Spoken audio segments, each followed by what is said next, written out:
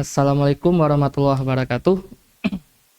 Ya, hari ini sesuai jadwalnya kita diagendakan untuk belajar mengenai mapel ekonomi yang akan menjadi salah satu mapel yang ada diujiankan dalam OSN. Nah, mungkin beberapa di antara kalian mungkin udah familiar ya. Tadi sedikit perkenalan aja. Sekilas perkenalkan, nama saya Muhammad Akbarul, boleh dipanggil nanti Pak Akbar. Nah, mungkin kalau sekarang tugasnya itu ya di SMA Metodis Banda Aceh. Nah, walaupun juga ada beberapa kali juga aktif bimbingan di tempat-tempat lain juga. Nah, mungkin langsung saja untuk hari ini karena pesertanya lumayan minim ya. Nah, karena kalau dilihat di ininya dilihat di daftar lumayan. Nah, jadi nggak apa-apa, langsung aja kita mulai. Nah, hari ini mungkin kita akan belajar sedikit materi yang mana ini menjadi materi dasar. Nah, jadi dalam artian di sini materi dasar, kalau kita memang fokusnya untuk persiapan OSN, nah materi ini nggak pernah luput dari pertanyaan di soal. Yang mana kalau materi ini kita kuasai, bisa kita bilang 30% atau 20% dari silabus itu bisa kita kuasai. Nah, mungkin kalau kita lihat sendiri persiapan ini sedikit sedikit terkendala dengan yang namanya ya basis kurikulum kita mungkin. Nah, yang mana seperti yang kita tahu basis kita itu project, jadi untuk pemahaman materi sedikit minim dibandingkan sebelumnya. Tapi kalau kita lihat persiapan OSN ini justru dia melihat pemahaman kita dari teori. Nah, jadi memang harus memperbanyak pemahaman dari konsep-konsep itu. Nah, jadi langsung aja kalau kita lihat di sini, mungkin materi ini udah familiar juga bagi beberapa orang. Nah, materi ini kita bahas hari ini tentang keseimbangan ya. Keseimbangan pasar. Nah, atau sering kita kenal juga dia dengan kata equilibrium. Nah, jadi untuk materi keseimbangan pasar ini kita bilang menjadi salah satu bahasan dasar dalam persiapan kita di mapel ekonomi. Nah, mungkin kalau kita lihat materi keseimbangan pasar, tentu kita harus tahu dulu apa yang dimaksud dengan pasar. Nah, secara konsep, pasar itu sendiri seperti yang udah pernah kita pelajari, di mana ada dua kegiatan utama. Nah, dua kegiatan utama yaitu ada yang namanya permintaan, nah yang dilakukan oleh si konsumen, dan juga ada penawaran yang nantinya dilakukan oleh si produsen. Nah, mereka akan berinteraksi membentuk yang namanya keseimbangan pasar ini. Nah, jadi kalau kita lihat keseimbangan pasar ini kondisi di mana kondisi permintaan, nah itu seimbang. Permintaannya itu seimbang dengan si penawaran. Nah, seimbangnya permintaan dan penawaran ini kalau masih diingat, itu dia bisa dinyatakan dalam fungsinya masing-masing. Baik itu harga barangnya sama dengan harga jualnya, harga barang yang diminta sama dengan harga yang dijual, atau dari segi kuantitas yang sama dengan kuantitas penawarannya. Nah, mungkin kalau kita lihat di sini, secara garis kurva aja dulu, masih ingat di sini ada sumbu harga, dan di sumbu X ini adalah kuantitasnya. Nah, kalau kita lihat, ada dua kurva ini. Yang pertama ini gambar untuk kurva penawaran, dan ada untuk kurva permintaan. Nah, di sini titik keseimbangan itu di mana? Saat kedua kurva ini saling berpotongan. Nah, di mana titik temu antara dua kurva ini nanti dikenal dengan kondisi equilibrium. Nah, oke. Yang mana di sini juga kita sebut ada harga keseimbangan dan juga kuantitas keseimbangan. Nah, apa itu harga keseimbangan dan kuantitas keseimbangan? Jadi, kalau simpelnya kita bilang, harga keseimbangan itu sama dengan harga barang itu di pasar. Nah, sedangkan kuantitas equilibrium atau kuantitas keseimbangan itu adalah jumlah barang dan jasa itu baik yang diminta ataupun ditawarkan. Nah, misalkan aja kita anggap pertama-tama ketika ada nanti equilibriumnya, harga keseimbangan adalah 10.000. Nah, dan kuantitas keseimbangannya di sini misal 800 unit. Nah, apa kesimpulannya? Yang pertama, di sini harga ini menunjukkan di mana titik bertemunya antara si konsumen dan produsen. Nah, di mana kalau kita lihat dari sudut pandang konsumen, berarti konsumen itu akan membeli barang itu sebanyak 800 unit ketika harga jual barangnya 10.000. Nah, sebaliknya, si produsen dia akan menjual barang itu sebanyak 800 unit saat harga jual barangnya adalah 10.000. Nah, kalau kita lihat di sini ada sudut pandang konsumen dan produsen, yang mana kita tahu hukum dari permintaan itu atau si konsumen gimana ketika harga jual barangnya mahal, dia akan menjual barang lebih banyak atau lebih sedikit? Lebih sedikit. Kebalikannya si penjual. Penjual atau produsen akan menjual barang itu lebih banyak ketika harga jual barang itu mahal. Nah, jadi ada konsumen yang ingin membeli banyak ketika harganya murah, kebalikannya si produsen menjual lebih banyak saat harganya mahal. Nah, jadi ada satu orang pihak yang mau barang itu murah, ada satu pihak lagi yang menginginkan barang itu harganya mahal. Nah, jadi bertemulah mereka di sini. Yang mana ketika terjadi keseimbangan pasar secara teorinya, di sini adalah tercapai yang namanya keuntungan dari dua belah pihak. Oke, kalau masih diingat, konsumen. Apa keuntungan konsumen dari melakukan belanja ini, melakukan permintaan? Atau dia itu ketika melakukan yang namanya permintaan barang itu, nah ketika dia membeli barang dan dia bisa menikmati barang itu, maka konsumen akan mendapat yang namanya kepuasan atau sering kita sebut dia dengan utility. Nah, begitu juga dengan si produsen. Apa keuntungan yang didapat produsen dari menjual barang? Nah, saat produsen itu menjual barang, dia akan mendapat yang namanya revenue atau penerimaan. Nah, itu di materi si produsen. Nah, jadi kalau kita lihat titik keseimbangan ini terjadi adalah membuat kedua belah pihak itu merasa diuntungkan. Jadi dari konsumen dia bisa menikmati barangnya dan mendapat kepuasan, gitu juga produsen. Dia bisa menjual barangnya, barang yang dia jual 800 unit, maka 800 unit itu semuanya lah laku. Jadi penerimaan dia tuh maksimal. Jadi barang yang dia jual itu semuanya laku, produsen menjual barangnya itu laku semua, dan konsumen dia ingin beli barang itu ada 800 kebutuhannya, maka barang itu bisa didapat semua oleh semua konsumen. Nah, apa yang terjadi ketika nanti kalau kita lihat kondisinya itu tidak seimbang? Misal kalau kita gambar di sini, nah, ketika harganya itu terlalu mahal. Nah, jadi kalau misalkan harga terlalu mahal, misalkan di sini harga keseimbangan 10.000, kita ambillah. Di sini harganya 13.000. Nah, apa yang terjadi ketika harganya itu terlalu mahal dari seharusnya atau dari titik keseimbangannya? Nah, ketika harganya terlalu mahal atau bukan di titik keseimbangan, maka di sini ada kondisi tidak seimbang. Berarti lawan dari keseimbangan ya tidak seimbang. Nah, tidak seimbangnya di mana? Kalau kita lihat di sini, perpotongannya di sini adalah pada kurva demand. Nah, di sini kalau kita teruskan, nah, inilah letak kuantitas barang yang diminta. Nah, sesuai hukumnya, ketika harga barang naik, maka konsumen akan mengurangi kuantitas barangnya yang dia ingin beli. Nah, apa respon dari si penjual ketika barangnya itu menjadi lebih mahal dari yang seharusnya? Nah, respon dari si penjual, dia itu akan menambah kuantitas barang yang dia jual.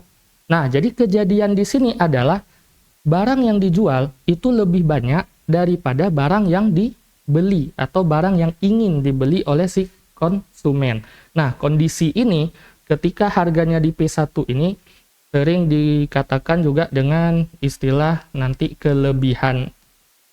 Nah, kelebihan penawaran, supply, dan juga sekaligus ada kekurangan shortage dari demand. Nah, ini dia. Jadi ada excess supply dan shortage demand ketika harga jualnya itu terlalu mahal. Nah, kebalikannya misal, kalau kita katakan di sini, ketika harganya di P2. Ketika harganya itu terlalu murah, katakanlah di bawah 10.000 ambil misalkan Rp7.000. Nah, maka apa yang terjadi? Sesuai garis kurva permintaan di sini, nah, kuantitas barang yang diminta oleh si konsumen itu akan bertambah karena harganya lebih murah. Nah, sesuai dengan hukumnya, ketika konsumen itu mendapatkan barangnya lebih murah dari yang seharusnya, maka akan menambah. Jadi, perilaku si konsumen itu jelas dia ingin beli banyak barang di harganya yang mahal, yang murah. Nah, kebalikannya, kalau misalkan si penawaran sesuai garis supply ini, nah, dia akan cenderung mengurangi kuantitas barang yang ditawarkan karena harganya terlalu murah. Kenapa seperti itu? Kalau kita lihat si produsen, karena ketika produsen berhasil jual barang itu di harga yang murah, untung yang dia dapatkan jelas lebih sedikit. Nah, maka sesuai hukumnya si konsumen akan membuat atau ingin barang itu murah, kebalikannya si produsen ingin barang itu harganya mahal. Nah, jadi kondisi tidak seimbang yang kedua ini nanti dikenal dengan sebutan excess. Nah, yang kelebihan adalah si demand. Dan juga kondisinya adalah shortage supply. Jadi kekurangan penawaran dan kelebihan permintaan. Nah, di sini konsumen ingin beli barang lebih banyak tapi barangnya tidak tersedia sesuai apa yang diinginkan oleh si konsumen. Kalau yang sebelumnya produsen menjual barangnya lebih banyak, tapi permintaan atau pembelian dari konsumen itu lebih sedikit. Jadi ada kerugiannya di situ. Nah, ini untuk pemahaman awal dulu tentang si keseimbangan. Nah, selanjutnya nanti kalau kita lihat keseimbangan pasar ini, itu kan dia harus diseimbangkan antar konsumen dan produsennya ini. Yang mana kita tahu konsumen itu seperti yang kita bilang, inginkan barang itu lebih murah untuk dia bisa menambah kuantitas yang dia minta atau yang dia beli. Kebalikannya dari produsen, dia itu ingin barang itu lebih mahal supaya dia bisa mendapatkan keuntungan lebih banyak dan menjual barang itu lebih banyak. Nah, maka dari itu, kalau kita lihat secara struktur ekonomi, yang mana terbagi nanti ada 4 pelaku ekonomi, konsumen itu mau barang itu murah, produsen mau barang itu mahal. Maka siapa yang mempertemukan mereka di titik keseimbangan ini? Nah, yang bisa mengusahakan terjadinya keseimbangan ini. Nah, berarti kita simpulkan kejadian keseimbangan pasar ini bisa antara dua, memang terbentuk dengan sendirinya atau mekanisme pasar, atau bisa diusahakan oleh satu pelaku ekonomi yang punya peran pengaturan itu. Siapa? Pemerintah. Nah, maka kalau kita lihat di sini, yang akan kita bahas selanjutnya itu adalah peran pemerintah. Nah, peran si pemerintah dalam mencapai yang namanya keseimbangan pasar. Peran si pemerintah di sini, dia bisa melakukan kebijakan berkaitan dengan dua kebijakan ya. Nah, jadi ada kebijakan pertama. Nah, kebijakan pertama itu yang bisa dilakukan oleh pemerintah adalah penerapan ada berkaitan dengan harga eceran. Nah, dan juga ada kebijakan pemerintah itu bisa dilakukan itu mengenai penerapan pajak dan juga subsidi. Oke, mungkin ini udah familiar ya istilah pajak dan istilah subsidi. Nah, kalau misalkan kita jabarkan dulu sekilas, nah, kebijakan yang pertama itu ada harga eceran. Nah, harga eceran itu diatur oleh pemerintah bisa tentang dua. Yang pertama, kita lihat itu ada namanya nanti harga eceran tertinggi. Nah, atau bahasanya sering kita kenal nanti dengan ceiling price. Nah, apa yang dimaksud dengan harga eceran tertinggi? Berarti penerapan harga barang itu diatur batasnya maksimal. batas maksimal penerapan harga barang diatur oleh pemerintah. Nah, kalau kita lihat di sini, penerapan harga eceran tertinggi itu tujuannya untuk bisa mencapai keseimbangan karena kondisinya sedang tidak seimbang. Berarti kalau kondisi tidak seimbang, kadang barangnya itu terlalu mahal. Kalau barangnya terlalu mahal, siapa yang dirugikan? Konsumen atau produsen? Ya, kebalikannya kalau harga barang terlalu murah, yang dirugikan adalah produsen. Nah, kalau harga eceran tertinggi itu dilakukan oleh pemerintah untuk mengatur batas maksimal harga jual barang. Nah, kenapa harus diatur batas maksimal? Karena harga jual itu terlalu mahal atau terlalu tinggi. Maka di sini siapa yang dirugikan dari adanya siapa yang dirugikan dari kondisi harga jual yang terlalu mahal?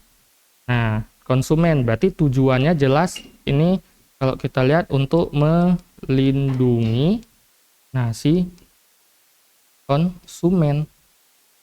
Berarti kalau kita lihat nanti batasan maksimal di sini. Nah, kalau yang namanya batasan maksimal, nah nantinya harga barang itu akan diatur lebih murah. Nah, atau nanti ditetapkan harga barang itu akan diatur di bawah harga keseimbangannya. Nah, mungkin nih kalau misalkan bisa kita push dulu. Nah, di bagian nanti tujuannya itu bisa diatur dengan menerapkan harga jual. Nah, harga jual ditetapkan di bawah harga pasar. Nah, karena harga pasarnya itu terlalu mahal, maka pemerintah menerapkan harga jualnya itu di bawah harga pasar. Nah, ini pernah dilakukan oleh pemerintah itu kalau kita lihat contoh untuk mengatur, kalau masih ingat peristiwa ini, harga minyak goreng. Nah, di mana harga minyak goreng itu tahun 2022 itu ditetapkan oleh pemerintah maksimalnya itu di harga 1 liter itu setara dengan awalnya itu 14.000. Nah, walaupun nantinya dia akan diturunkan lagi menjadi 11.000. Nah, kenapa aturan ini dilakukan oleh pemerintah? Karena pada saat itu harga minyak goreng itu memang sedang mahal-mahalnya. Dan kewalahanlah si konsumen dalam memenuhi kebutuhannya. Nah, konsumen ingin menggunakan minyak goreng tapi terkendala harganya yang terlalu mahal, terlalu tinggi. Otomatis disitulah muncul peran pemerintah. Oke, pemerintah mengatur sekarang harga maksimal minyak goreng itu harus dijual 1 liternya 14.000. Nah, dan di minggu berikutnya diatur lagi 1 liternya diturunkan lagi 11.000. Ketika dibilang harga maksimal, berarti kalau 1 liter maksimalnya 14.000, maka produsen itu terpaksa menurunkan harga jualnya. Atau kalau kita bilang, kalau diatur harga maksimal adalah 14.000, bolehkah barang itu dijual di atas 14.000? Kalau harga maksimal, enggak. Nah, berarti dia harus di bawah. Dan ketika pemerintah mengatur harga barang itu lebih murah dengan batasan maksimal itu, nah itu udah dengan mempertimbangkan ya produsen pasti juga mendapat untung. Karena nggak mungkin dihilangkan semuanya untung si produsen di situ dari menjual barang dengan harga mahal. Nah, maka kalau kita lihat di sini harga jual di bawah harga pasar. Nah, itu untuk yang pertama, yang harga eceran tertinggi. Nah, nanti bisa sekalian kita gambar kurvanya. Nah, berikutnya kalau kita lihat di sini ada namanya harga eceran terendah. Bahasa untuk harga eceran terendah itu lawan dari ceiling. Mungkin tadi kalau kita lihat ceiling itu kan artinya langit-langit, tinggi letaknya. Nah, sedangkan harga eceran terendah itu sering dikenal nanti dengan kebijakan floor price. Nah, floor price itu berarti kalau kita lihat di sini adalah batas minimal harga jual. Nah, harga jual barang. Nah, kenapa diatur harga batas itu diatur supaya minimal? Karena harga jual yang terjadi itu sudah terlalu rendah. Nah, berarti tujuan kebijakan itu jelas melindungi si produsen. Nah, jelas dia melindungi produsen karena harga jualnya terlalu rendah. Ini sering terjadi pada petani-petani kita. Nah, mereka sering menghadapi dilema gini. Contoh, misalkan petani itu dia udah capek-capek nih mengatur lahannya segala macam. Begitu panen, alhamdulillah panennya banyak. Nah, ketika panennya banyak, dia tentu berharap, oh, dengan barang yang banyak ini saya bisa dapat untung lebih banyak. Tapi apa yang seringnya terjadi? Ketika barangnya berlimpah di pasaran, yang terjadi seringnya harga jual barang itu anjlok, terlalu rendah. Nah, harusnya disitulah peran si pemerintah untuk mengatur itu. Nah, yang terkadang kalau kita lihat secara fenomenanya itu jarang dilakukan oleh pemerintah. Buktinya kalau kita nonton-nonton berita, baca-baca berita, itu sering ada beritanya petani misalkan cabai merah menghadapi harga cabai yang terlalu rendah, mereka itu berpikir apa? Oh, berarti seperti konsep ekonomi pada umumnya, kalau kita mau bikin barang itu mahal, maka bikin barangnya langka. Caranya gimana? Nah, yang kasihan kita lihat sering itu hasil panen yang udah capek-capek dihasilkan itu malah dibuang cuma-cuma. Nah, atau dieliminasi, dihanyutkan ke sungai. Kalau ada telur, pada saat itu misalkan telur ayam, harganya terlalu rendah. Mungkin banyak ayam-ayam itu yang bertelur, sehingga telurnya itu anjlok harganya. Nah, di situ kejadiannya apa? Banyak masyarakat atau produsen itu kewalahan, karena dia nggak punya power atas harga itu. Nah, sehingga mereka berpikir, oh, kalau saya mau naikin harga jualnya, maka saya harus bikin barangnya langka. Yang mana biasanya barang itu kalau disimpan terlalu lama, itu kan nggak bagus juga. Nah, jadi caranya gimana? Terpaksa mereka musnahkan. Yang mana harusnya itu bisa diatasi lebih lanjut oleh pemerintah lewat ya kebijakan-kebijakan ini. Atau kalau tadi misalkan kita bilang, kalau harganya sudah terlalu rendah gara-gara stoknya terlalu banyak, mungkin bisa diperbaiki teknologi penyimpanan barangnya. Itu sering terjadi atau masih terjadi di Aceh. Kalau kita lihat fenomena kita sekarang, mungkin kalau kalian pernah dikasih tahu, dikabari oleh orang tua, pernah dengar waktu tahun lalu, awal-awal tahun lalu, akhir tahun kemarin, nah itu sampai harga jual ikan tongkol. Nah, per kilonya itu harganya sangat-sangat rendah, sampai 20.000 per kilonya. Nah, atau kita bilang ketika dibeli ikan itu harganya terlalu rendah. Karena apa ya, namanya ikan, dia itu tidak bisa disimpan terlalu lama. Bukan tidak bisa, tapi memang kita di Aceh itu harusnya hasil tangkapannya bisa banyak, tapi kalau ditangkap banyak, nanti harus terpaksa dijual terus. Karena alat penyimpanan kita itu masih belum memadai. Itu masih ada proyek negara atau proyek daerah itu untuk menambah tempat penyimpanan atau gudang penyimpanan hasil laut itu. Sampai sekarang itu masih minim dengan kapasitas yang dibutuhkan. Nah, kalau kita lihat kebalikannya, kebijakan harga eceran terendah ini nantinya membuat pemerintah itu menetapkan harga jual itu di atas. Nah, di atas harga pasar. Nah, misalkan diatur harga minimal. Nah, minimal harga cabai misal 1 kilo itu misalkan 45.000. Nah, berarti kalau dibilang minimal harga jualnya 45.000, maka ini membuat si produsen tidak boleh menjual barangnya itu di bawah 14.000 karena minimalnya 45.000. Berarti boleh dijual di atas tapi tidak boleh di bawah karena ini batas paling rendah. Nah, batasan minimalnya itu di sini. Nah, jadi kalau misalkan kita lihat di sini, kalau kita gambarkan pada kurvanya, oke, sama seperti tadi titik keseimbangan itu. Nah, ketika harganya di sini keseimbangan, nah yang harus kita tahu adalah ketika harganya letaknya di atas harga keseimbangan. Nah, atau nanti dia di bawah harga keseimbangan. Nah, maka kesimpulan kita tadi, Q1 atau yang letaknya di atas harga keseimbangan itu adalah kebijakan, nah, ceiling atau floor price di sini. Sedangkan yang harga kedua yang letaknya di bawah harga pasar itu adalah kebijakan ceiling price. Nah, jadi walaupun kita lihat posisinya dia itu di bawah, tapi itu merupakan harga maksimal. Kebalikannya, walaupun posisinya dia di atas, tapi itu adalah kebijakan harga minimal.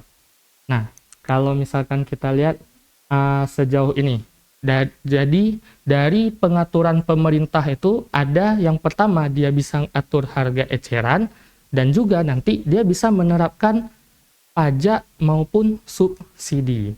Nah, oke, mungkin kalau untuk bagian ini kurang lebihnya udah bisa dipahami lah. Nah, atau sebelumnya ada yang mau bertanya dulu kenapa bisa terjadi seperti ini berkaitan dengan harga eceran tertinggi maupun harga eceran terendah. Oke, kalau misalkan belum, nah berarti kita lanjut aja. Nah, poin selanjutnya yang kedua itu pemerintah bisa mengatur lewat pajak dan berkaitan dengan pajak dan subsidi. Nah, harus kita tekankan dulu kalau pajak dan subsidi itu merupakan faktor yang mempengaruhi si permintaan atau penawaran, atau dia itu faktor yang bisa mempengaruhi banyak enggaknya barang yang dijual oleh produsen atau banyak enggaknya barang yang diminta oleh konsumen kalau pajak. Nah, pengaruh pajak itu jelas nanti dia ke penawaran. Jadi, pajak dan subsidi itu jelas faktor yang mempengaruhi penawaran. Nah, atau faktor-faktor lain yang bisa mempengaruhi banyak enggaknya barang itu kita tawarkan. Nah, apa pengaruhnya? Kalau kita lihat sini, yang pertama, pengaruh dari pajak. Nah, atau sering kita sebut dengan tax. Nah, pajak ini ketika ditetapkan oleh pemerintah, nah berkaitan dengan harga, maka yang terjadi apa? Harga jualnya. Nah, harga jual barang pasti naik atau turun? Iya, pajak itu akan membuat harga jual barang itu naik dan juga nantinya kuantitas barang yang dijual itu akan turun. Nah, pajak, salah satu penerapan pajak pada harga barang itu misalkan kalau kita lihat ada yang namanya pajak penjualan yang mana sering kita temukan di restoran atau di tempat-tempat makan tertentu atau di tempat-tempat tertentu. Misal harga di restoran itu ditulis 30.000 belum pajak. Nah, ketika ada pajaknya misalkan sekarang 11%, nah nggak jadi naik dari 12% itu, maka yang kita bayar itu adalah 30.000 plus 11% dari harga jualnya. Nah, maka akan membuat harga jual si barang itu pasti lebih mahal. Dan juga kuantitas yang dijual bisa jadi lebih turun. Nah, ini kalau kuantitas yang dijual lebih turun, ada nanti pajak-pajak tertentu yang membuat produsen itu kesulitan dalam memproduksi barang itu. Nah, contoh misalkan diberlakukan pajak rokok.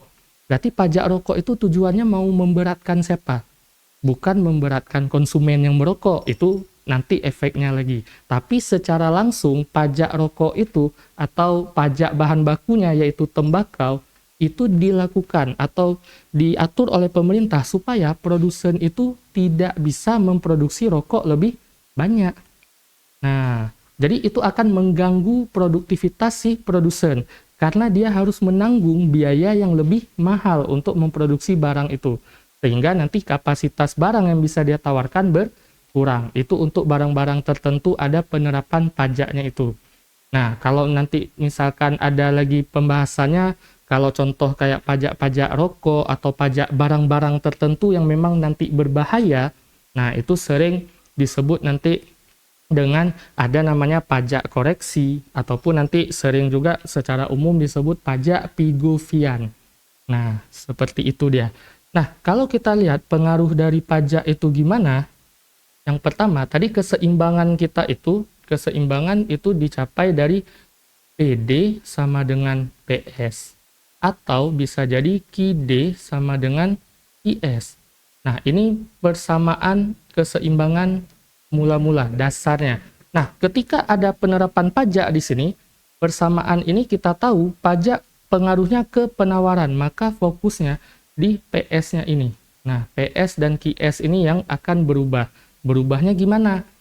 Nah, kalau dia fungsinya udah ada pajak, maka harga keseimbangannya akan diselesaikan dengan persamaan seperti ini. Nah, harga jual barang itu pasti bertambah langsung sebesar berapa pajak yang diberikan.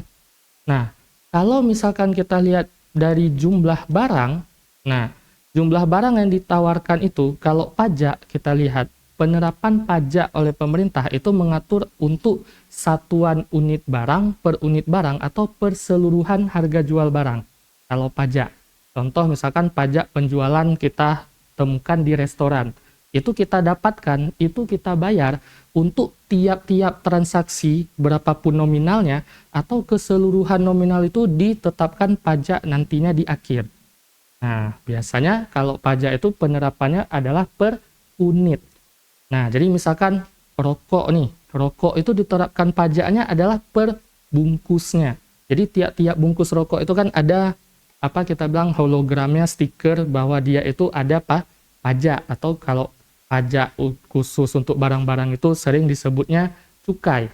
Nah, jadi kalau pengaruh dari pajak ini terhadap kuantitas barang yang ditawarkan, harus kita buat persamaannya itu ke pengaruhnya per unit barang. Gimana? Pengaruhnya bisa kita tulis seperti ini. Kita pecah dulu fungsi penawarannya, yang mana fungsi penawaran itu kan bisa ditulis plus atau minus nilai A. Nah, nantinya karena dia penawaran, pastinya nilai koefisiennya adalah positif. Plus dengan B, nah buka kurung di sini, ada yang namanya P, karena kan plus minus QD itu nanti ditambah. Nah, kalau pajak tadi menambah harga, mengurangi kuantitas. Nah, dikurangi dengan, nah jadi kurang lebih persamaannya nanti akan seperti ini. Nah, kalau ada yang namanya pajak. Nah, oke. Biar langsung nanti kita bahas sedikit soal tentang ini. Nah, kita tulis dulu satu lagi, pengaruh dari adanya subsidi. Nah, atau ya biasanya memang dikatakan memang subsidi Inggrisnya. Oke, ada yang tahu perbedaan antara subsidi, nah, pengeluaran negara atau belanja negara dengan yang namanya transfer payment. Ada 3, yang mana kita tahu ketiga hal itu merupakan komponen uang keluar yang dilakukan oleh negara atau pemerintah. Yang mana kita bilang ketiga hal itu nanti dampaknya akan menambah uang di masyarakat atau dampaknya langsung ke masyarakat. Nah, jadi yang pertama ada belanja negara. Kalau belanja negara itu dia sifatnya umum. Apapun uang keluar yang dilakukan oleh pemerintah, nah mau itu negara, mau itu daerah, karena kalau kita lihat sekarang, yang namanya pemerintah itu udah bisa mengatur anggarannya paling kecil, itu adalah tingkat desa. Nah, sejak tahun 2016 itu desa sudah bisa mengatur baik itu penerimaan dan pengeluarannya, atau bahasanya belanjanya sendiri. Nah, jadi itu yang paling kecilnya. Nah, itu belanja negara itu bentuk umumnya. Nah, kalau yang namanya transfer payment, nah oleh negara itu biasanya transfer payment itu kalau kita definisikan adalah uang keluar yang diterima, uang keluar negara yang diterima oleh masyarakat. Nah, itu tanpa masyarakat itu perlu melakukan yang namanya pengeluaran secara ekonomi, tanpa ada pengorbanan ekonomi. Nah, mungkin kalau di kalangan-kalangan kita nih ada penerima beasiswa. Nah, beasiswa itu bahasa lainnya kalau dianggap dia pengeluaran mana, itu adalah transfer payment. Karena oleh negara dikeluarkan uang itu dengan tujuan apa? Ya, masyarakatnya memang bertambah nih kapasitas uangnya. Oh, memang untuk mereka-mereka yang butuh ditambah uangnya. Nah, dan itu beasiswa didapatkan oleh penerima tanpa perlu penerima itu mengeluarkan pengorbanan secara ekonomi. Nggak perlu kita bayar uang apapun untuk bisa dapat yang namanya beasiswa itu. Nah, selanjutnya tadi terakhir subsidi. Nah, subsidi ini lebih khusus kita bilang pengeluaran oleh negara dengan cara menanggung sebagian harga jual barang. Nah, supaya apa? Supaya konsumen saat menebus barang itu bisa menjadi lebih murah. Nah, contoh kalau kita bilang subsidi itu ada gas LPG. Kalau kita bandingkan gas LPG yang normal yang 12 kilo dengan yang disubsidi yang 3 kilo, tentu harganya jauh. Nah, dengan rata-ratanya kalau kita bilang 1 kilo normal itu dijual 15.000 per kilo. Nah, tapi kalau yang tabung melon yang disubsidi yang 3 kilo itu, isi beratnya 3 kilo dijual oleh pemerintah di range 18 hingga 25.000. Itu jelas lebih murah. Nah, berarti ada tanggungan, ada uang yang dikeluarkan negara untuk menanggung sebagian besar atau sebagian kecil harga jual itu, supaya yang berlaku di masyarakat harganya jauh lebih murah. Nah, pengaruh dari subsidi, kalau kita lihat, kebalikan dari pajak, yaitu harga jual barang pasti lebih murah, dan kuantitas yang bisa dijual itu akan lebih meningkat. Nah, biasa subsidi ini bisa diberikan oleh pemerintah langsung kepada produsen untuk meningkatkan kapasitas produksi dia. Misalkan kalau kita lihat di petani, petani itu disubsidi yang namanya bibit unggul misalkan, atau disubsidi berupa alat pertanian supaya proses produksi lahan pertanian itu jauh lebih mudah, jauh lebih efisien, sehingga hasil yang bisa didapatkan jauh lebih besar. Nah, jadi pengaruh dari subsidi seperti ini. Nah, kalau kita kaitkan dia dengan keseimbangannya, nah maka pengaruhnya gimana nanti? Harga keseimbangannya itu tidak akan pengaruh ke si demand. Nah, tapi dia pengaruhnya ke supply, gimana harga jual barang itu akan berkurang karena ada subsidi. Nah, sedangkan nanti kalau dari kuantitasnya sama seperti di pajak, kita pecah dulu, persamaan penawarannya itu A ditambah B, kurung P. Nah, subsidi itu akan menambah dari kuantitas, maka ditambah dengan subsidi. Jadi kalau kita lihat pengaruh pajak dan subsidi itu seperti ini. Nah, atau kalau kita gambarkan dulu persamaannya atau kurvanya di sini. Nah, yang mana kita tahu pajak dan subsidi itu jelas mempengaruhi penawaran. Maka pajak dan subsidi itu dalam kondisi keseimbangan, dia itu akan mempengaruhi garis kurva penawaran. Nah, gimana pengaruhnya? Kalau kita lihat di sini, pajak merupakan faktor selain harga barang itu sendiri. Gitu juga dengan subsidi, faktor selain harga barang itu sendiri yang bisa membuat kuantitas barang yang ditawarkan itu berubah. Nah, atau masih ingat istilah ceteris paribus? Nah, di situ ketika faktor selain harga itu tetap, maka kondisinya ceteris paribus. Tidak ada yang namanya pergeseran kurva. Tapi kalau kebalikannya, ketika faktor selain harga itu berubah, kondisinya tidak lagi ceteris paribus, maka kurvanya akan bergeser. Nah, pergeserannya akan terjadi terhadap kurva penawaran.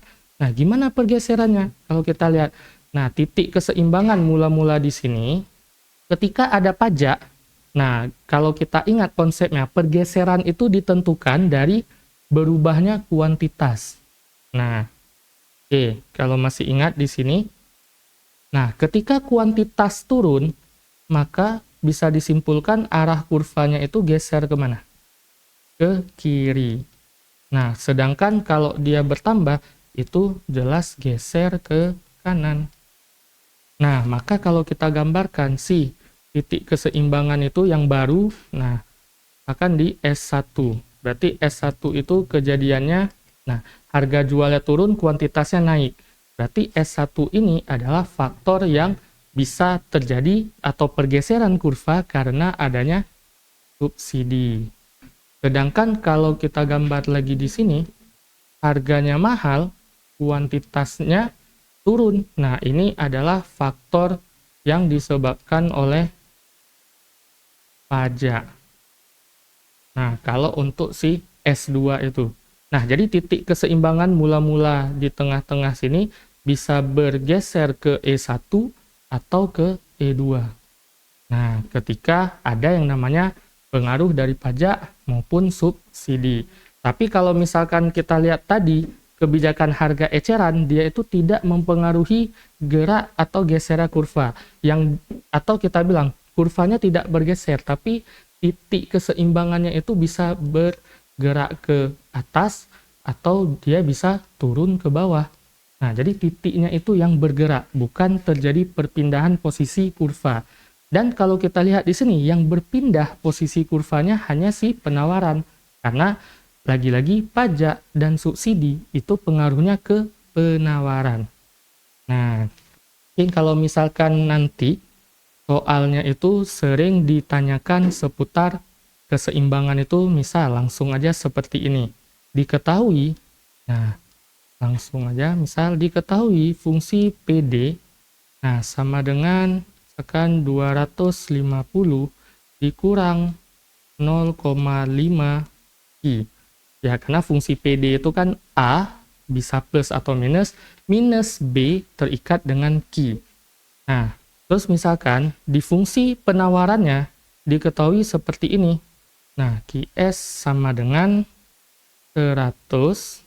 Nah, itu ditambah, kita bilang 1,5, atau kalau kita ini ambil aja misalkan 2P. Nah, biar gampang nanti hitungannya. Nah, ketika nanti barang itu, katakanlah dia ada diberikan yang namanya, pertama kita lihat pajak dulu. Nah, pajak misal kalau kita bilang itu ada 20 per unit.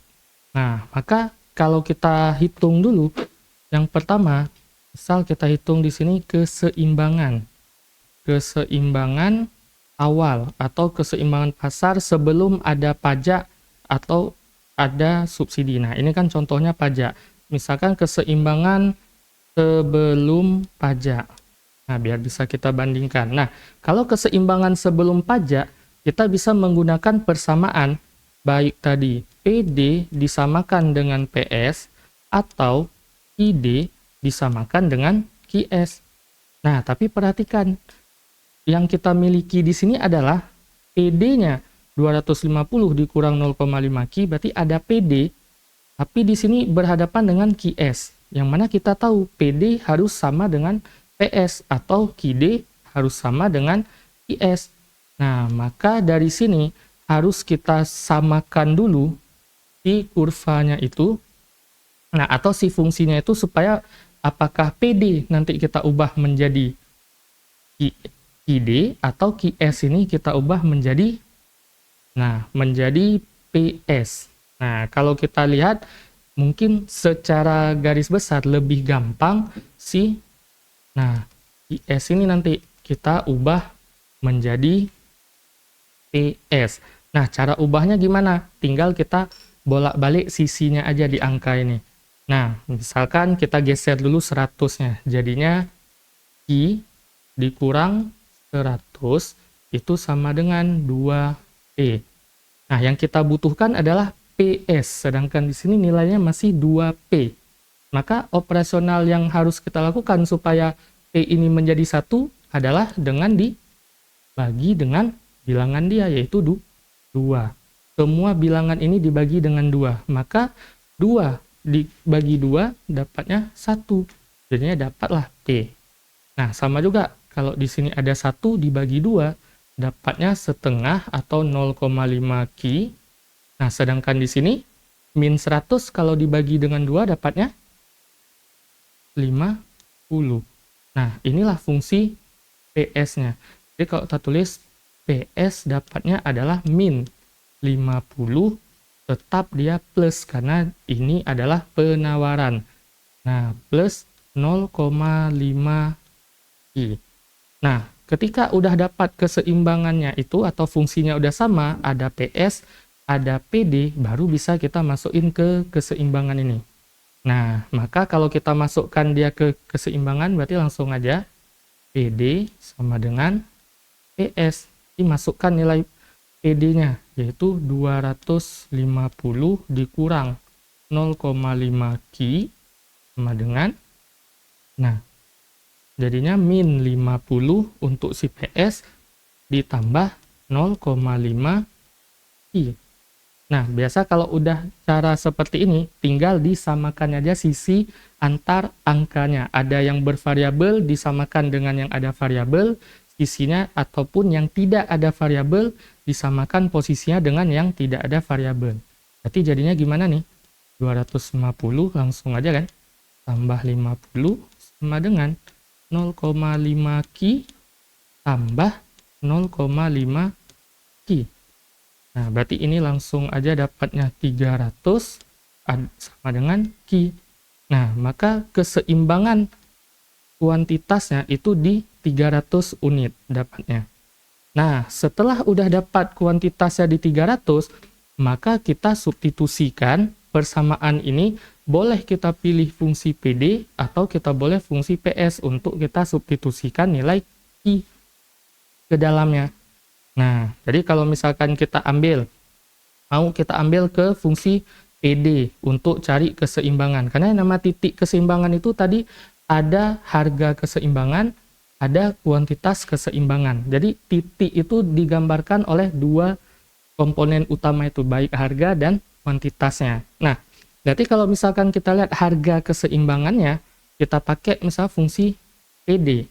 Berarti 250 dikurang 0,5 dikalikan substitusinya nilai 300 yang ini. Nah, kita masukin. Berarti ini langsung aja dapatnya 100. Nah, 250 dikurang setengah kali 300, 150. Nah, kalau kita mau buktikan, kita pakai misalkan persamaannya untuk PS yang ini kita pakai. Berarti PS itu kan min 50 tambah 0,5 kali 300. Nah, 300 dikali setengah itu dapatnya 150 minus 50, maka jawabannya 100. Nah, maka kita dapat simpulkan titik keseimbangannya itu bisa ditulis nanti 300 dan 100. Nah, secara umum titik keseimbangan itu sama seperti kurva pada umumnya, dia itu harus ditulis dari sumbu X-nya dulu. Nah, jadi tetap cara baca titik ordinat itu kan X, Y. Nah, kalau kita lihat di kurva kita, yang sumbu X itu adalah si Ki. Maka harus ditulis dulu dari nilai Ki. Nah, Ki E. Baru nanti si PE.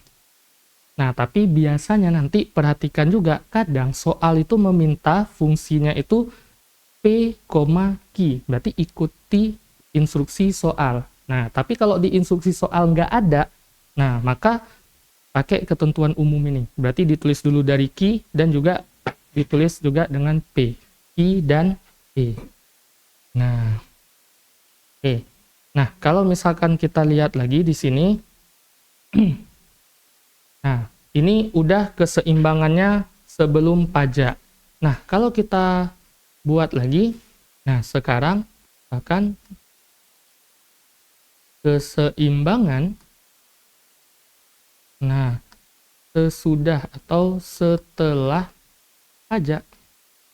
Nah, karena tadi ada aturannya pajaknya 20 per unit. Nah, berarti kita harus ingat yang namanya keseimbangan itu setelah pajak. Nah, tadi kan kalau kita lihat di sini, nah ada keseimbangan pajaknya itu kan yang ini. Nah, kalau ada pajak itu kan, kalau fungsinya PD sama dengan PS, berarti langsung aja ditambah dengan pajaknya. Nah, maka kalau kita lihat di sini, keseimbangan setelah pajak itu bisa dicari dengan persamaan PD sama dengan PS ditambah dengan pajaknya.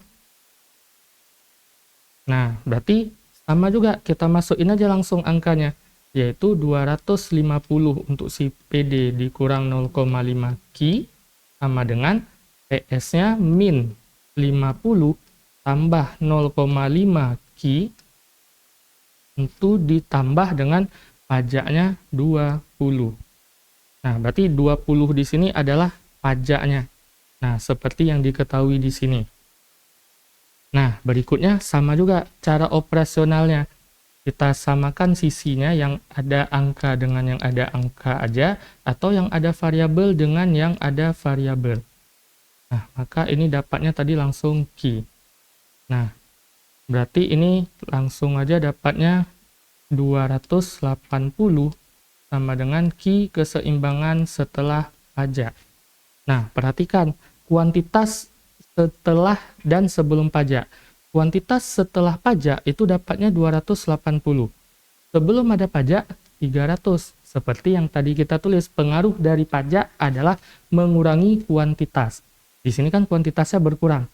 Nah, kebalikannya, kalau nanti kita cari ke harga, nah, substitusinya nanti boleh ke PD atau ke PS setelah ditambah pajak. Nah, sering kejadiannya kita kurang teliti, yang kita substitusi itu sama seperti sebelumnya yang ini. Nah, kita substitusinya ke PD atau ke PS. Padahal kalau kita lihat PS atau harga supply di situ, ini belum ada pajak. Nah, harus digunakan yang ada pajak supaya dia sama aja nanti. Nah, jadi sedikit tipsnya, kalau nanti udah tahap substitusi ini, maka mudahnya, biar jangan kebalik-balik lagi, substitusi aja langsung ke fungsi PD atau fungsi demand-nya, entah itu nanti fungsinya P atau entah itu fungsinya Q. Intinya ke fungsi demand, ke fungsi permintaannya. Nah, misal kalau kita masukin ke fungsi demand-nya nih, untuk harga keseimbangan setelah pajak, itu 250 dikurang 0,5 dikalikan dengan 280. Nah, ini kan dapatnya sekitaran 110. Nah, jadi kalau kita lihat harganya sebelum ada pajak 100, setelah ada pajak 110, harganya nambah. Nah, kalau kita mau cari harga keseimbangan setelah pajak itu dengan menggunakan fungsi PS-nya aja, tentu hasilnya nggak segini. Beda dia. Tapi kalau kita cari dengan PS ditambah pajak, nah sedikit pembuktiannya, min 50 ditambah 0,5 dikali 280 tambah 20. Nah, jadinya min 50 ditambah 140 ditambah 20. Nah, jadi dapatnya sama juga 110. Tapi kalau kita cari dengan pakai si PS aja, maka di sini dapatnya sekitaran 90, malah jadi turun. Padahal kalau kita bilang pajak itu terhadap harga itu pasti akan menambah harga. Nah, bukan sebaliknya. Nah, ini kalau keseimbangannya setelah ada pajak. Nah, begitu juga nanti kalau untuk persamaannya setelah ada yang namanya subsidi. Nah, terus biasanya sedikit lanjutan. Nah, terkadang nanti soalnya itu sering juga bertanya seperti ini. Nah, sering nanti, nah, bagaimana cara kita menghitung pajak yang ditanggung oleh konsumen? Nah, kalau kita mau melihat berapa pajak yang ditanggung oleh konsumen dari penerapan pajaknya tadi adalah 20 per unit, maka bisa kita gunakan persamaannya harga keseimbangan setelah pajak dikurangi dengan harga keseimbangan. Nah, jadi langsung aja kalau kita cari di sini 110 dikurang dengan 100. Jadi dapatnya adalah 10. Maka dari pajak itu sebesar 20 per unit, 10-nya itu ditanggung oleh si konsumen. Nah, di mana kalau nanti kita cari lagi berapa yang namanya pajak, nah yang harus ditanggung oleh produsen. Nah, sama persamaannya langsung aja jumlah. Nah, pajak yang diberikan dikurang berapa pajak yang ditanggung oleh konsumen. Nah, jadi kalau kita lihat langsung aja di sini, nah hasilnya pajak 20 dikurang dengan yang ditanggung oleh konsumen adalah 10.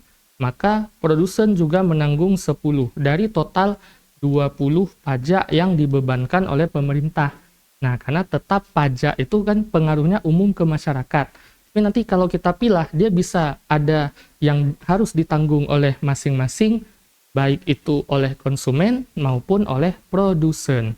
Nah, dan biasanya penutupnya nanti sering ditanyakan yang terakhir itu, nah berapakah jumlah pajak yang diterima? Nah, yang diterima oleh pemerintah. Ya, karena kita tahu pajak itu adalah pengeluaran atau uang yang dibayarkan oleh masyarakat yang akan menambah pendapatan bagi negara atau pemerintah. Nah, kalau kita menghitung pajak yang diterima pemerintah, itu bisa kita gunakan persamaannya. Nah, berapa tarif pajak itu dikalikan dengan kuantitas keseimbangan setelah pajak. Nah, berarti dari sini kita dapat pajaknya 20 yang dibebankan dikali dengan kuantitas keseimbangan setelah pajak, yaitu 280. Nah, maka di sini hasilnya berapa? 56. Nah, 5.600. Nah, ini penerimaan pajak yang diterima oleh pemerintah. Nah, ini tentang keseimbangan yang mana bisa dipengaruhi baik itu oleh harga eceran, baik itu harga eceran tertinggi atau harga eceran terendah, bisa juga nanti dipengaruhi oleh penerapan pajak dan juga subsidi. Pengaruh subsidi itu, misalkan yang pertama, kita udah dapat tadi fungsinya PD adalah 250 dikurang 0,5 I. Nah, jadi langsung aja tadi PS. Nah, kalau PS-nya tadi dapatnya min 50, itu ditambah 0,5 Ki. Nah, sekarang kita berikan yang namanya subsidi, atau pemerintah memberikan subsidi sama misalkan 20 per unit. Nah, maka kalau kita cari yang pertama, keseimbangan. Nah, sebelum subsidi, nih, keseimbangannya sebelum subsidi, nah berarti kan sama juga, tadi udah dapat harga keseimbangannya itu ada ke 100 dan kuantitas keseimbangannya dapat tadi 300. Nah, sekarang kalau kita cari, nah keseimbangan dengan adanya subsidi. Nih, keseimbangan setelah subsidi. Nah, persamaan yang kita gunakan untuk keseimbangan setelah subsidi, PD sama dengan PS dikurang dengan subsidi, karena subsidi itu mengurangi dari harga jual. Kalau nanti kuantitas, caranya sama juga. Nah, berarti kalau misalkan kita masukin lagi, di sini tadi 250 dikurang 0,5 I sama dengan, nah, PS-nya itu min 50 ditambah 0,5 I dikurang dengan subsidi 20. Nah, maka kalau misal kita lanjutkan, berarti jadinya 250 tambah 50 tambah 20 sama dengan I. Nah, jadinya Ki-nya kan 1 tuh. Maka langsung dapatnya 320.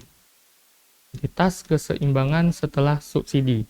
Jadi subsidi itu jelas pengaruhnya akan menambah dari kuantitas barangnya.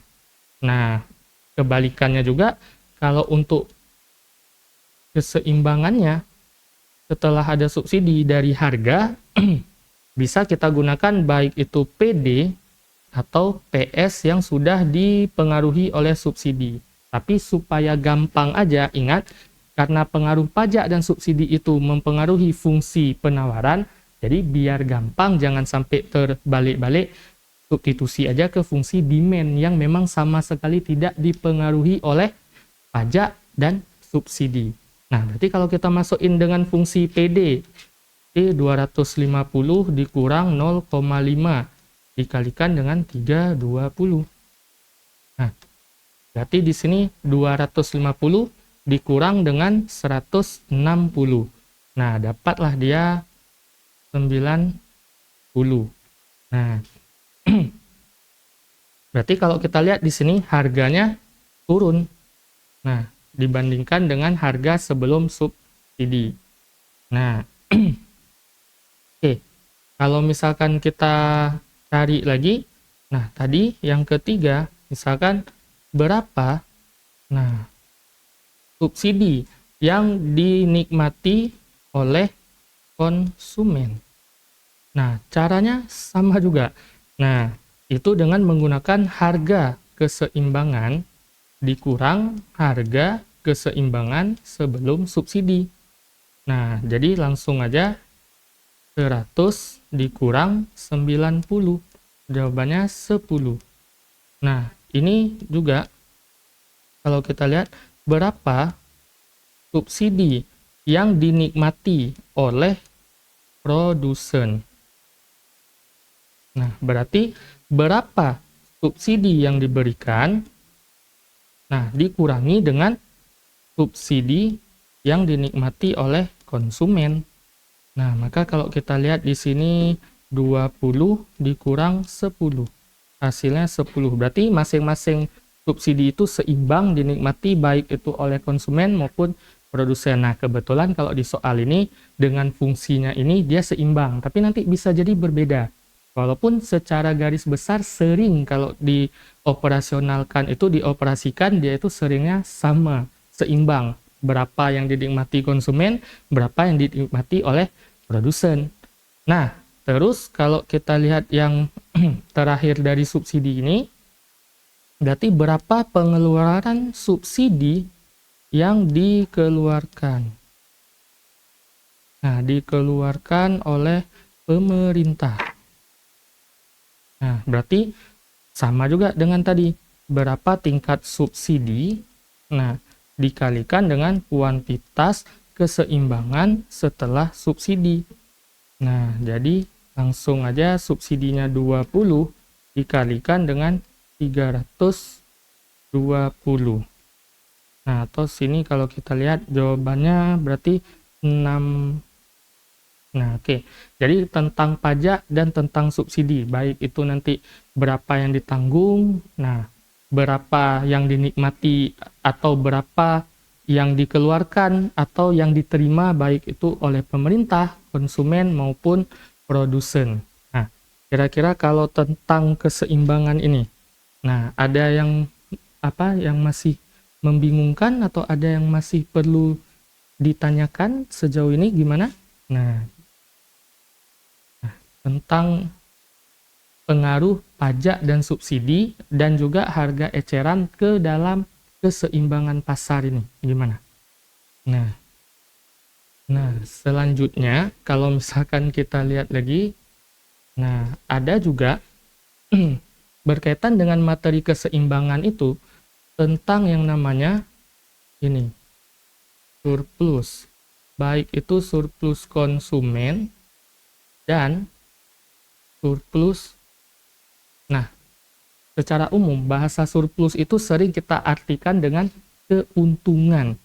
Nah, berarti keuntungan konsumen, ada juga keuntungan produsen. Nah, kalau kita lihat secara definisinya, yang pertama kita lihat itu punya surplus konsumen. Surplus konsumen itu adalah keuntungan yang hanya dinikmati, kita tulis dinikmati oleh konsumen. Nah, bahasanya nanti super marginal. Nah, apa itu konsumen super marginal? Konsumen yang punya daya beli, nah, di atas harga pasar. Kenapa dia dikatakan surplus konsumen atau konsumen yang mendapatkan surplus? Karena lagi-lagi yang namanya konsumen, nah itu juga berkaitan dengan konsumen itu kan dia membutuhkan barang dan jasa atau kegiatan yang dilakukan oleh konsumen itu kita kenal dengan konsumsi. Nah, apa tujuan dari konsumsi? Mendapat kepuasan. Jadi selama konsumen itu bisa membeli barang itu, nah walaupun harganya terlalu mahal di atas harga pasar, nah dia tetap mendapatkan kepuasan. Jadi itulah yang dibilang konsumen yang mendapatkan surplus, yang punya daya beli di atas harga pasar.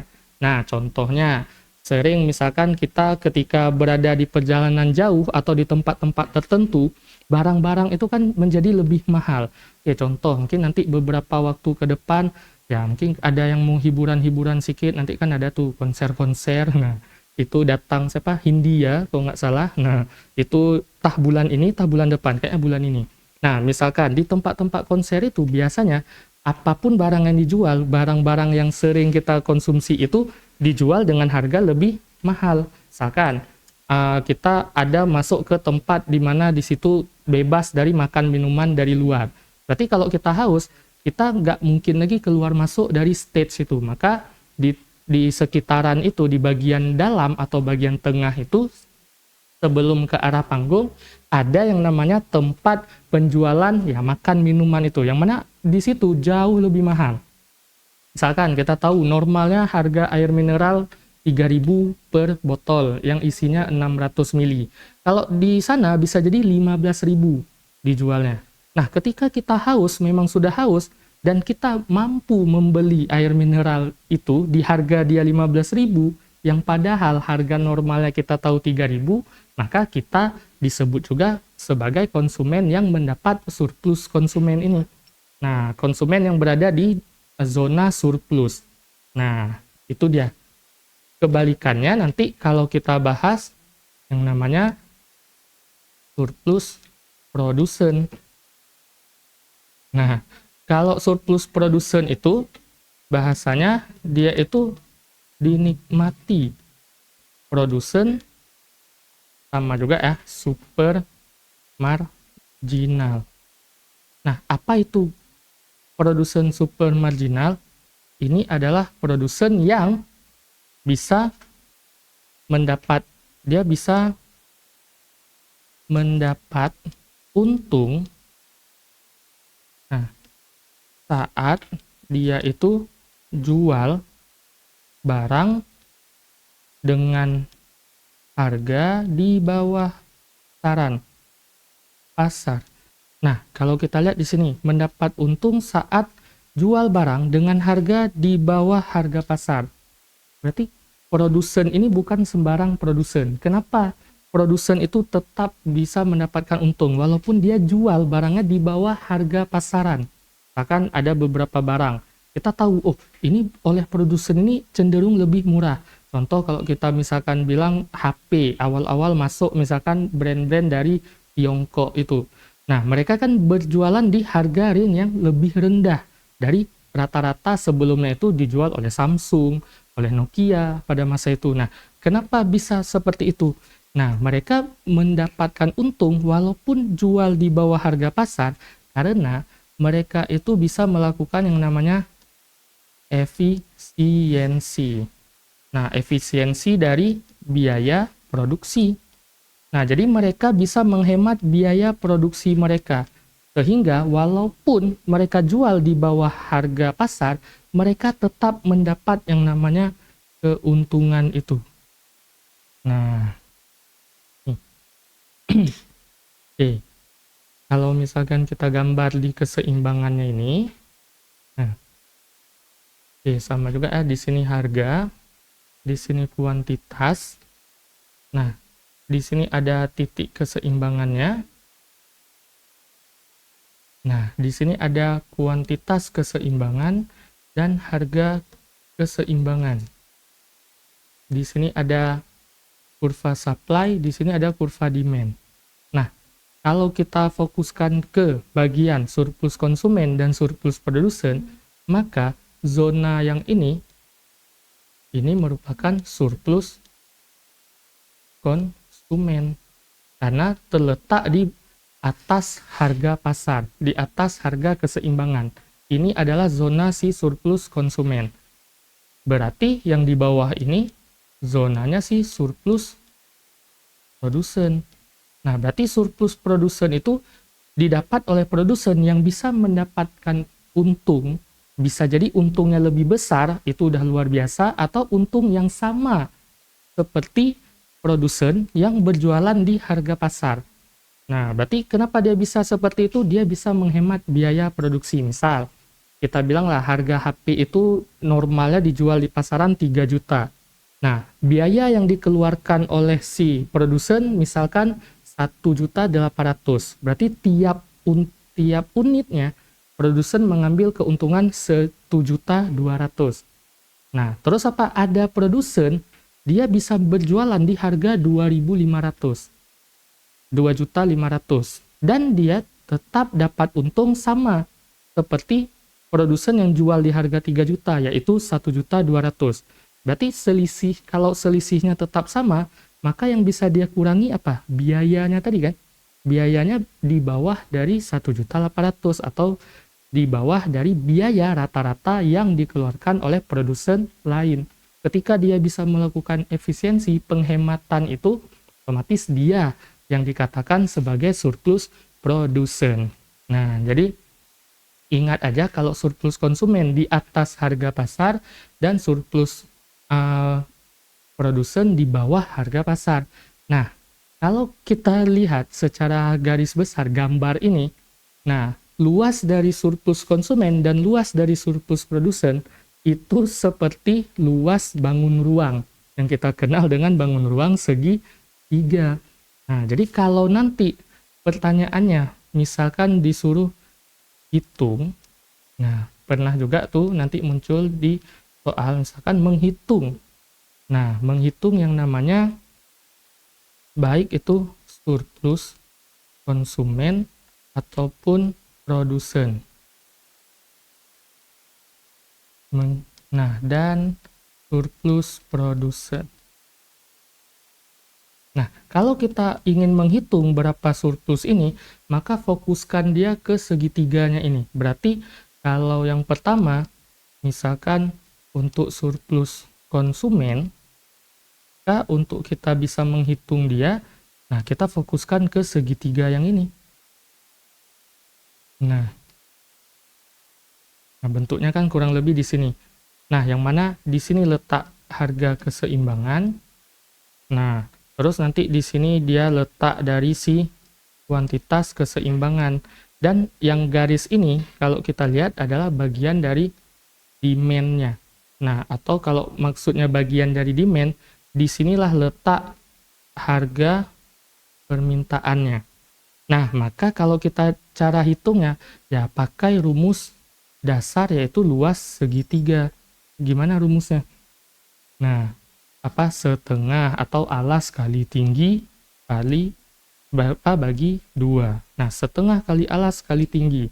Nah, itu kalau untuk surplus konsumen berarti fokus segitiga yang atas. Oh, kalau misalkan surplus produsen, kita fokusnya ke segitiga yang bawah.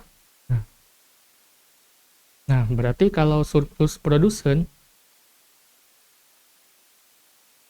nah, oke. Di sini letak si harga keseimbangan. Nah, di sini sejajar dia dengan kuantitas keseimbangan dan di sini bagian dari kurva supply atau di sini adalah sumbu vertikal atau sumbu P. Maka di sini adalah letak si PS. Nah, maka sama juga cara hitungnya dengan menggunakan luas segitiga. Nah, setengah kali alas kali tinggi. Nah, biar lebih mudah diingat. Nah, contoh, ya kita gunakan soal kita yang tadi. Misal diketahui PD tadi 250 dikurang 0,5 Ki. Terus diketahui tadi udah kita cari PS sama dengan min 50 tambah 0,5 I. Nah, maka kalau kita ingin menghitung, nah yang namanya surplus konsumen, nah tadi kan kita udah dapat tuh datanya. Nah, datanya yaitu harga keseimbangan adalah 100. Kuantitas keseimbangannya adalah 300. Nah, maka dengan data ini bisa kita hitung yang pertama untuk si surplus konsumen. Nah, rumusnya tetap tadi setengah kali alas kali tinggi. Nah, fokus kita ke segitiga ini. Nah, yang ini. Nah, yang mana kita tahu titik harga keseimbangannya di sini adalah 100. Nah, di sini kuantitas keseimbangannya adalah 300. Atau bisa kita bilang jarak ini, ruas yang bawah ini adalah 300 kan? Dari 0 ke 300. Nah, di sini 300-nya di sini. Terus selanjutnya apa? Nah, di sini yang harus kita hitung itu adalah berapa harga demand-nya. Ini kan garis kurva demand. Nah, berarti cara kita menghitung kurva demand-nya itu gimana? Nah, nih, cara kita hitung harga demand-nya. Nah, harga demand itu dihitung, berarti kalau kita lihat titik di sini, titik ini, nah, atau misalnya nih, titik ini, kalau kita baca di titik ordinat, itu terjadi saat P-nya yang maksimum, tapi Q-nya adalah 0. Nah, maka tinggal kita substitusi aja nilai PD-nya itu saat, nah, saat Q sama dengan 0. Nah, berarti gimana? Jadinya P sama dengan 250 dikurang 0,5 dikali dengan 0. Maka dapatnya 250. Nah, maka titik ini 250. Atau bisa kita simpulkan jarak dari PD ke kuantitas keseimbangan ini adalah ya 150. Nah, maka kalau kita mau hitung surplus konsumen, nah sama juga caranya, yaitu setengah. Nah, terserahlah mau yang mana alas, mana tinggi. Nah, 150 dikali 300. Nah, oke, berarti kalau di sini sama dengan berapa? 225 ya. Ya, 225. Nah, segini ya? Atau kurang 0? 15 kali 15, 225. Ya, betul. Nah, begini, itu untuk bagian dari surplus konsumen. Nah, kalau misalkan kita cari si surplus produsen gimana? Nah, sedikit lagi nih. Nah, gimana? Sama juga kan, yang kita perlu fokuskan adalah segitiga yang ini. Berarti di sini letaknya si PE yaitu 100. Nah, tadi harganya 100. Nah, jarak ini sama adalah 300. Nah, atau sini kan si QE-nya. Nah, yang harus kita cari sekarang adalah PS-nya. Nah, caranya sama. Berarti di sini titik ini adalah ini. Nah, titik ini terjadi ketika kuantitasnya 0 dan saat Q-nya di sini. Nah, maka kalau kita hitung, langsung aja untuk kita cari PS sama aja min 50 kurang 0,5 kurang tambah 0. Nah, atau di sini dapatlah dia itu min 50. Ya, berarti sesuai soal itu ya nggak ada masalah. Berarti kalau kita gambar lebih detail kurvanya, berarti gini nanti. Nah, di sini kurva supply-nya dimulai. Nah, kurva demand-nya di sini. Nah, kalau kita teruskan, Di sini harga, di sini kuantitas. Nah, di sini kurva supply, di sini kurva demand. Nah, berarti kurang lebihnya di sinilah. Nah, ada titik di bawah 0 itu, yaitu untuk si PS, yaitu min 50.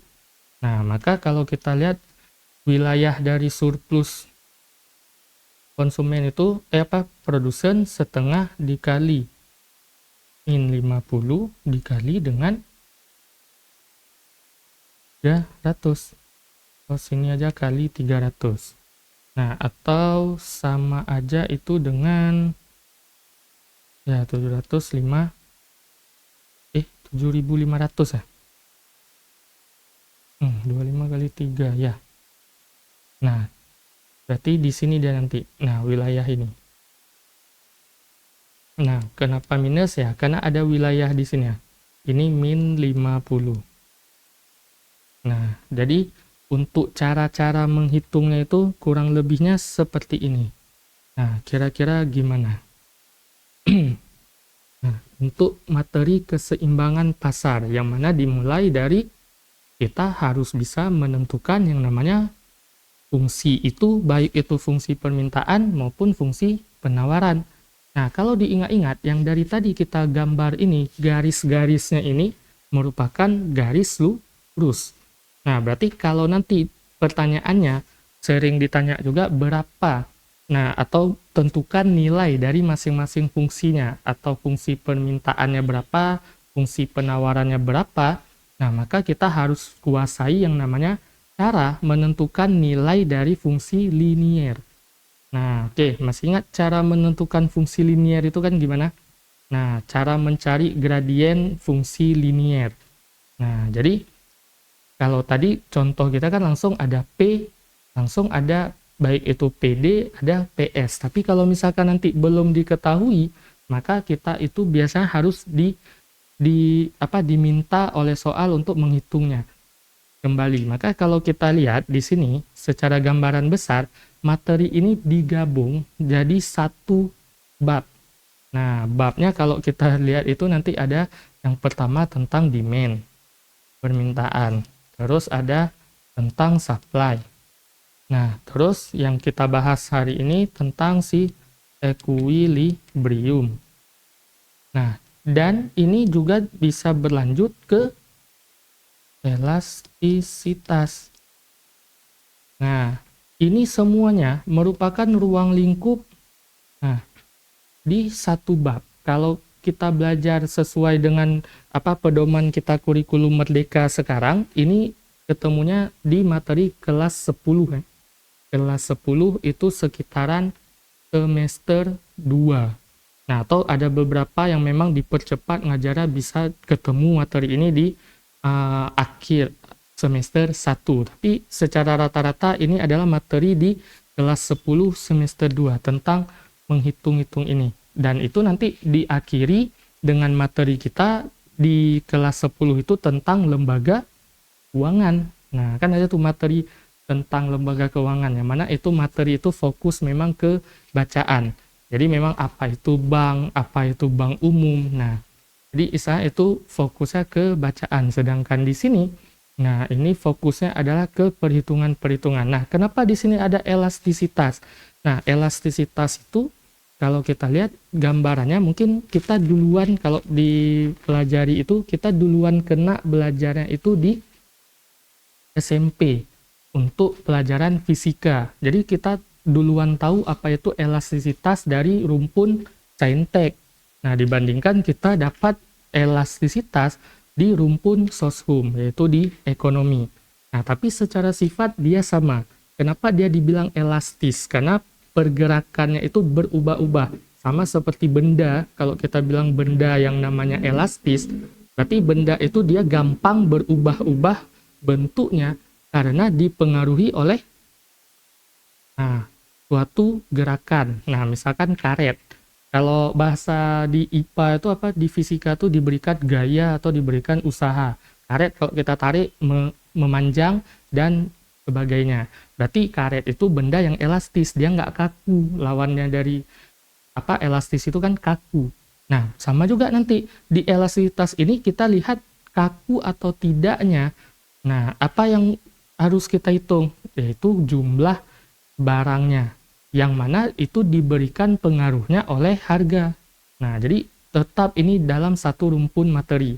Nah, mungkin kalau misalkan kita lihat tuh ada pembahasannya mungkin sekilas-sekilas kulit luarnya aja, tapi berhubung kita di sini memang fokusnya untuk persiapan OSN, nah apakah itu nanti untuk kabupaten, provinsi, nanti kalau misalkan udah selesai seleksinya, bahkan nanti nasional, nah ini kalau bisa dikuasai betul-betul, karena untuk bagian ini mencakup, ya kalau kita lihat semuanya udah baca silabusnya itu kan. Nah, silabus ekonomi kita itu sekarang kan terbagi 4. Nah, yang pertama ada, kalau sesuai silabus yang dikirim itu berdasarkan apa, Olimpiade Internasional atau IEO. Nah, International Economic Olympiad itu yang pertama ada mikroekonomi dan digabung dengan internasional ekonomi. Nah, atau ekonomi internasional. Yang mana di situ pembahasannya seputar ini. Nah, paling besarnya bagian ini. Nah, jadi kalau kita udah bisa kuasai ini, bisa kita bilang 30-25% itu materi udah tercover dari sini. Nah, selanjutnya ada pembahasan tentang makroekonomi, dan di situ digabung juga dengan kebijakan moneter. Nah, ada kebijakan fiskal. Intinya makroekonomi di situ kalau kita lihat ini materi kita keseimbangan itu kan udah nyerempet ke makroekonomi karena sudah membahas pelaku ekonomi yang nomor 3 yaitu si pemerintah. Nah, setelah itu ada nanti kisi-kisinya yang memang baru bagi beberapa kita itu tentang finance atau literasi keuangan. Nah, jadi kalau finance itu tidak terlalu kalau untuk tahap awal ini yang harus dikuasai paling tentang istilah-istilahnya aja dulu. Jadi apa itu nanti saham atau produknya apa, strategi-strategi bisnis kita dalam menentukan investasi dan lain sebagainya. Nah, sedikit lagi tadi yang terakhir itu ada yang namanya finance ya. Nah, jadi finance itu fokusnya aja dulu ke produk-produknya, istilah-istilahnya dulu. Nah, nanti ada juga kalau untuk tingkat-tingkat lanjutnya sedikit di provinsi, itu kita menghitung yang namanya rasio-rasio keuangan. Nah, jadi untuk perhitungan rasio keuangan itu bisa dipelajari aja dulu pelan-pelan. Nah, entah itu nanti untuk menghitung nilai investasi di masa yang akan datang. Nah, atau untuk menghitung nilai dia saat ini dipengaruhi oleh tingkat-tingkat perubahan harga atau pengaruh dari inflasi di masa mendatang. Nah, terus apalagi kalau yang terakhir di situ, nah ini biasa memang untuk di tingkat taraf nasional, itu ada bagian tentang business case.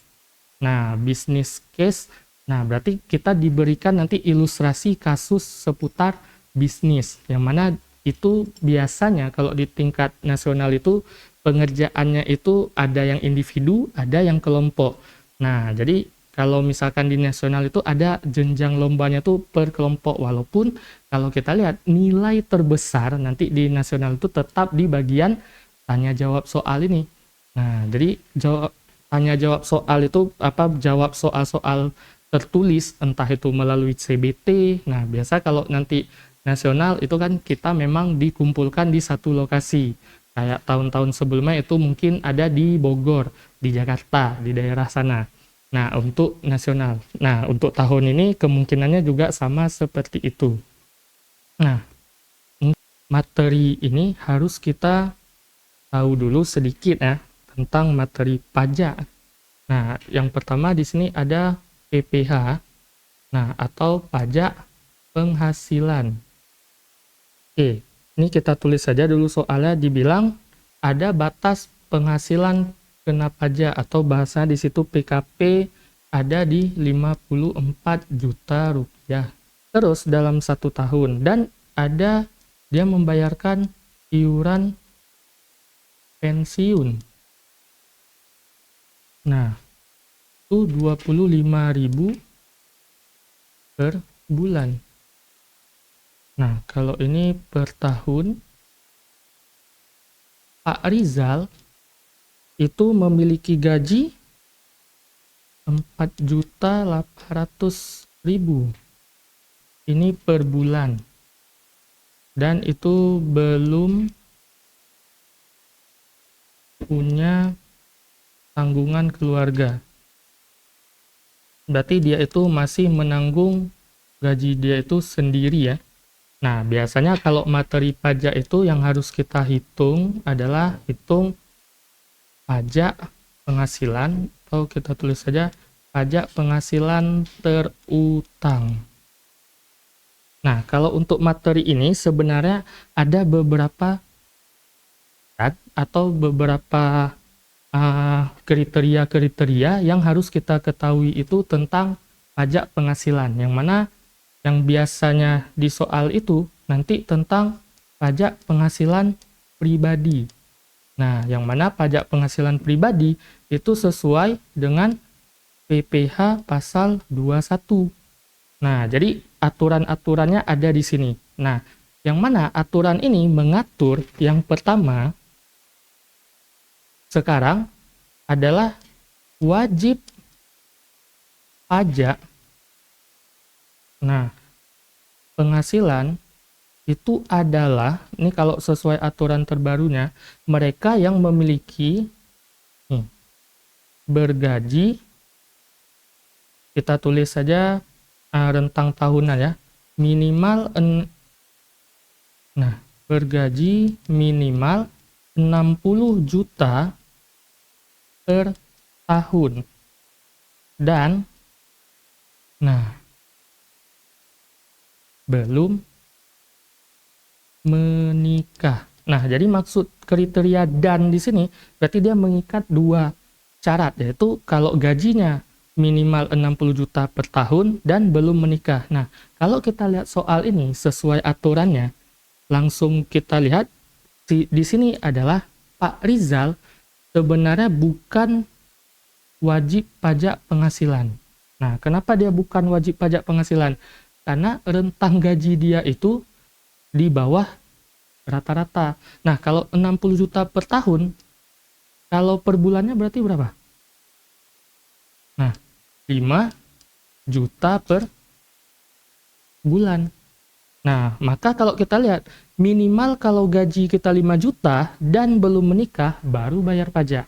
Nah, berarti kalau gajinya belum sampai ke rank itu, maka dia belum bayar pajak, atau ya namanya pajak penghasilan. Itu diambil oleh negara dari masyarakat atau mereka-mereka yang memiliki penghasilan.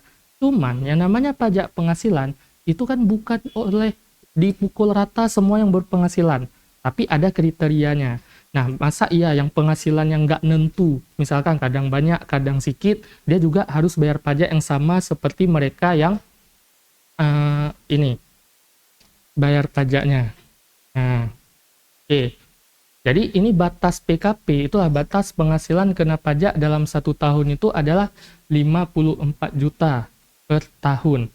Nah, kalau memang dia gajinya segini, nah kalau kita hitung secara gaji bulanan, jadi kalau kita mau hitung pajak penghasilan, aturan yang pertama tuh harus kita tahu ada yang namanya tentang PTKP.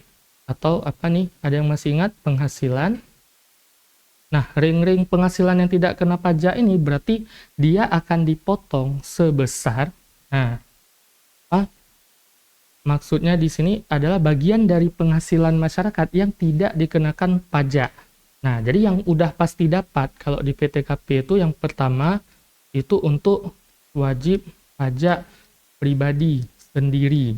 Nah, yaitu di ring yang kita udah tahu semua itu adalah 54 juta per tahun.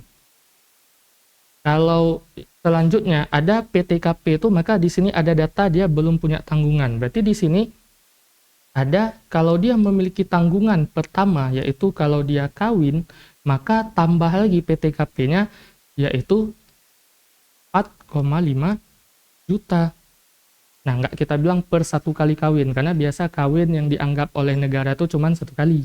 Jadi kalau dia nikahnya 2, berarti potongannya nggak untuk 2, tapi 1.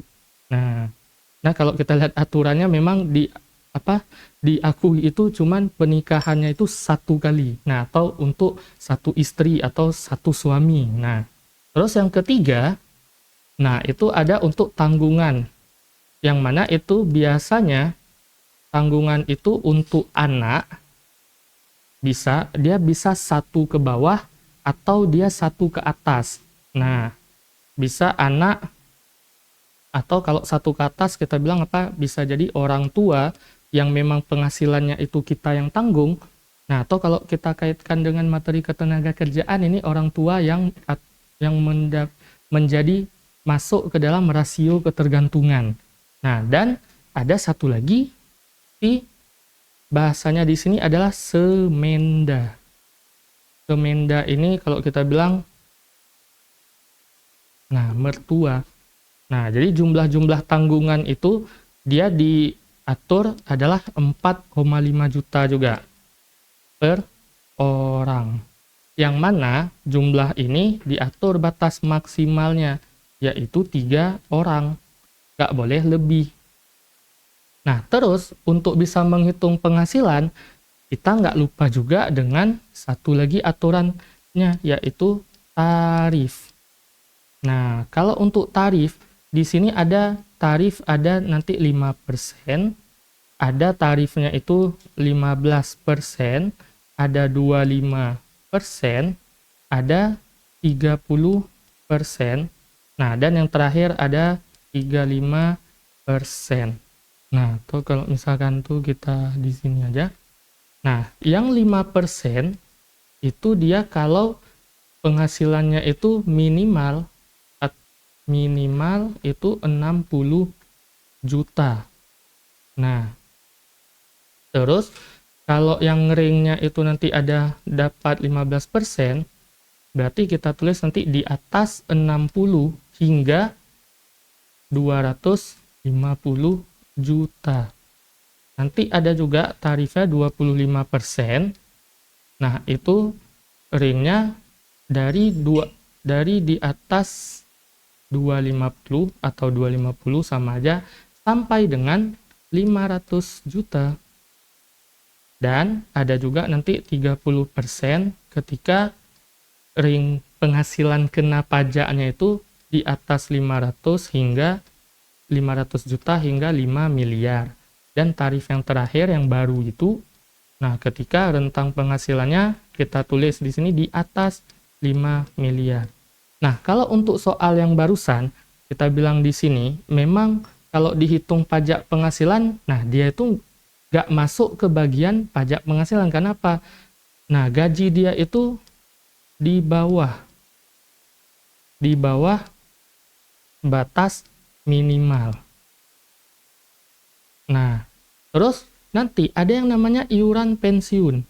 Nah, biasa iuran pensiun itu dipotong dari penghasilan pribadi atau kantor yang bayar biasa. Nanti kalau iuran pensiun itu yang namanya iuran. Nah, jadi iuran itu nanti dianggap sebagai pengurangan kepada penghasilan. Nah, jadi penghasilan dia udah berkurang lagi dengan 200 dengan adanya iuran pensiun ini. Ya. Ya. Nah, oke. Tapi kalau misalkan soal ini mungkin maksudnya apa? Tanpa ada aturan-aturan ini, kalau misalkan dianggaplah dapat penghasilan kena pajak dia itu 54 juta. Nah, jadi kalau penghasilan kena pajaknya itu 5%, nah dia itu masuk ke ring ini nanti. Nah, di bawah atau sama dengan ya. Nah, itu tarif yang mengatur tentang ini rentang kita bilang penghasilan kena pajak. Nah, katakanlah kalau misalkan gajinya itu dibilang setelah dikurang-kurangi ini nanti penghasilan kena pajaknya sekitar berapa tadi? Misalkan 54 juta, maka langsung aja untuk PPh dia yang harus dia bayar adalah 54 juta masuk ke tarif yang pertama, yaitu 5%. Berarti 5% dari 54 juta. Nah, berarti berapa tuh? Kisaran berapa? 5.400.000 dibagi berarti 2 juta nih. Nah, 2.700.000 dia harus ya bayar pajak. Nah, nih. Nah, jadi kalau misalkan soal yang tadi itu ya, kenapa ketika dikurangi, kalau kita tadi hitung penghasilan dia segini, ini masih di bawah standar batas minimalnya ini, yaitu batas berapa tadi? 5. Nah, karena ini kan penghasilan tidak kena pajak, itu jadi pengurangan kepada penghasilan. Nah, kalau ini sebagai pengurangan kepada penghasilan, kalau tadi misalkan ada 4,8 juta per bulan, dikali dengan setahun, dikali dengan 12, masih di bawah ini kan, atau kita bilang pas lah segitu. Dapat 4,8 juta, dipotong dengan wajib pajak pribadinya, maka penghasilan kena pajak dia udah nol. Gak ada lagi bagian dari penghasilan dia yang dikenakan atau yang bisa dikenakan pajak. Nah, jadi biasa kalau soal-soal pajak itu data-datanya mirip seperti ini, cuman harus ditekankan itu ada yang namanya PTKP ini sebagai pengurangan dan juga tarif yang mengatur nanti berapa besaran PKP yang harus dikenakan pajak. Nah, yang mana nanti kalau perhitungan tarif ini kita bahas lebih lanjut, dia itu perhitungannya bertahap. Nah, mungkin nanti kalau misalkan tuh bisa kita pelajari di pertemuan kita berikutnya. Nah, mungkin kalau untuk hari ini kita cukupkan dulu di sini. Nah, semoga apa yang kurang-kurang bisa dimaklumi. Nah, apa yang lebih bisa dibawa pulang. Nah, sekian dari saya akhiri. Assalamualaikum warahmatullahi wabarakatuh.